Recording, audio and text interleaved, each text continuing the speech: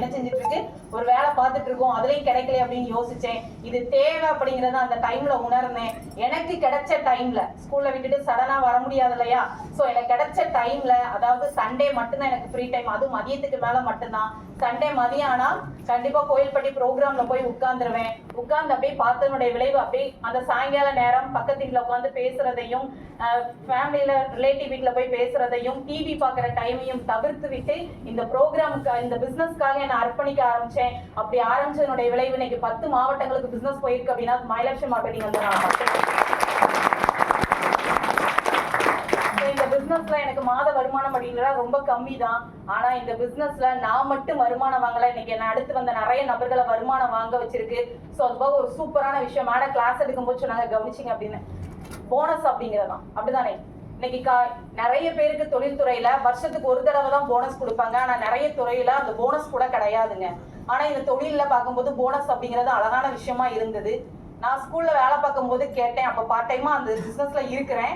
So ஸ்கூல்ல வேலை பார்க்கும் போது கேட்டேன், எனக்கு தீபாவளி வருது, ஒரு 1 வீக் முன்னாடி எனக்கு போனஸ் தாங்க எங்களுக்கு எல்லாம் அப்படின்னு கேட்கும்போது, 2000 ரூபாய் வேணா அட்வான்ஸா வாங்கிக்கிறீங்களா அப்படின்னு சொல்லி கேட்டாங்க. அட்வான்ஸ்னா உங்களுக்கு தெரியும் அப்படிதானே, அப்ப திரும்ப நம்ம என்ன செய்யணும், கொடுக்கணும். அது தேவையே இல்லையே அப்படின்னு சொல்லிட்டு அப்ப பிசினஸ்ல எல்லாரும் போனஸ் அச்சு வரலாம், ஸ்டேஜ்ல ஏறாங்க.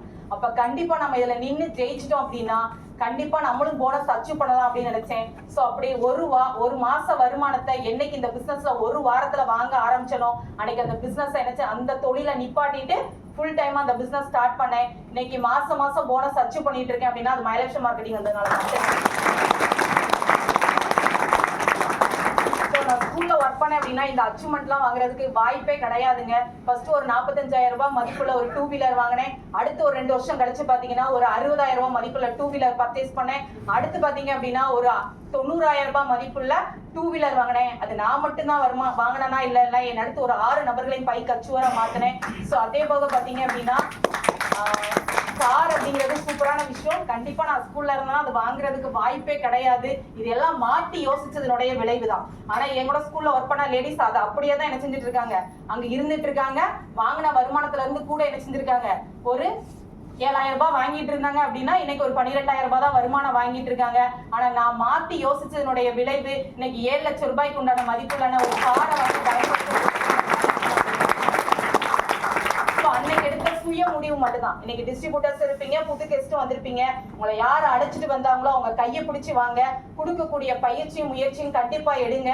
உங்க சுய முடிவு மட்டும் எடுத்து இந்த பிசினஸ்ல இருந்தீங்க அப்படின்னா கண்டிப்பான முறையில எத்தனை அச்சீவ்மெண்ட் இருக்கோ அத்தனை அச்சீவ்மெண்ட் அடையலாம்னு சொல்லிட்டு எனக்கு இவ்வளவு நேரம் பேச வாய்ப்பளித்ததுக்கு நன்றி.